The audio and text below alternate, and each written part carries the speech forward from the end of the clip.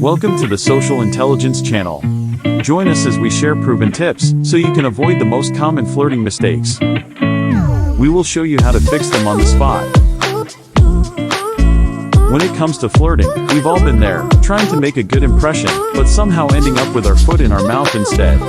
But the thing is, flirting is all about effective communication, and avoiding common mistakes can make all the difference between getting the girl or guy of your dreams and getting rejected. Misreading signals is a huge flirting mistake that people often make. You see, when we're interested in someone, we tend to overanalyze every little thing they do, from the way they smile at us to the way they casually touch our arm. But the truth is, these signals can be super misleading, and it's easy to get it all wrong. Another common mistake is being too aggressive. I mean, we've all seen those people who just can't take a hint, right? They're like, "Oh, you're not interested? Well, let me just keep trying and trying until you finally give in." Or, "I'm going to make you laugh, even if it kills me." And then there's the mistake of trying to be someone you're not. We've all been guilty of this at some point or another, trying to pretend to have interests we don't really have, or acting like we're more confident than we actually are. But let's be real, people can smell a fake from a mile away, and it's just not attractive. Lastly, there's the mistake of not respecting boundaries. I mean, we've all had those moments where we're just so into someone that we forget to check in with them and make sure they're comfortable with what's going on. And before we know it, we've crossed a line that we can't uncross. So, let's dive a bit deeper into each of these mistakes and why they can be detrimental to our flirting game. Misreading signals can lead to all sorts of awkwardness, from thinking someone's interested when they're not, to freaking out when they don't return our calls.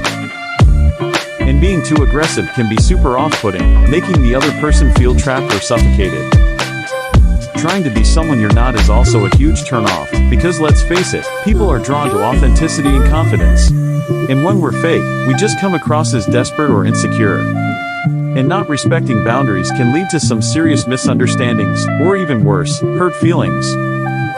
But we think the most impactful flirting mistake of all is not being present in the moment. I mean, how many times have we been out on a date or chatting with someone online, and our minds start wandering to all the what ifs and maybes? What if this is the one? Yeah, it's easy to get caught up in all that, but the truth is, when we're not present, we're missing out on the actual connection that's happening right in front of us. There are several cases where a person would say that when they were out on a date with someone, that they were so worried about making a good impression that they barely even listened to what the other person was saying. They were too busy thinking about what they should say next, or how they should react. And before they knew it, the date was over, and they had no idea what had even been talked about. So, to recap, the common flirting mistakes we need to avoid are misreading signals, being too aggressive, trying to be someone we're not respecting boundaries, and not being present in the moment. And the solutions are to pay attention to the actual words and actions of the other person, to respect their boundaries and comfort levels, to be our authentic selves, and to stay present and focused on the connection that's happening.